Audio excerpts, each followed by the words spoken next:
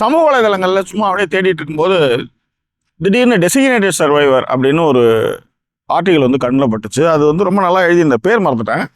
உண்மையிலே ஃபண்டாஸ்டிக்காக இருந்தார். அது வந்து எதிர்பாராத விதமாக ஒருத்தர் வந்து பிரதமர் ஆகிறாரு, அவர் சந்திக்கக்கூட பிரச்சனை நல்லா இருக்கு பாருங்க அப்படின்னு போட்டிருந்தார். நானும் வந்து என்ன பண்ணேன், சரி சும்மா தானே இருக்கும் அப்படின்ட்டு நெட்ஃப்ளிக்ஸில் அதை வந்து போட்டேன்.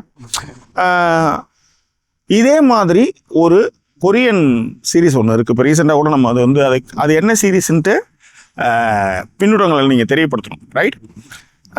இந்த சீரீஸ் வந்து நான் வந்து பார்க்கும்போது எனக்கு வந்து பரபரன்னு போகுது. அதாவது நீங்கள் தயவுசெய்து நைட்டு மட்டும் இதை ஆரம்பிக்காதீங்க. தமிழ் டப்பிங்லாம் கிடையாது, இங்கிலீஷில் தான்.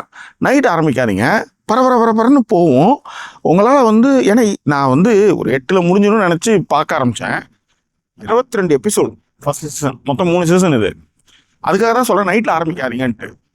சும்மா தீப்பிடிக்கிற மாதிரி பரபரன்னு ஒரு திரைக்கதையை வந்து எழுத முடியுமா அப்படின்றதுக்கு உதாரணம் இந்த டெசிக்னேட்டட் சர்வைவர்.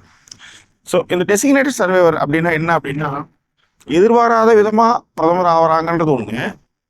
பிரதமர்னு ஒருத்தவங்க இல்லை, அதிபர்னு ஒருத்தவங்க இல்லைன்னா அடுத்த கட்டத்தில் யார் இருக்காங்களோ அவங்க தான் வந்து டெசிக்னேட்டட் சர்வைவர்னு சொல்கிறாங்க.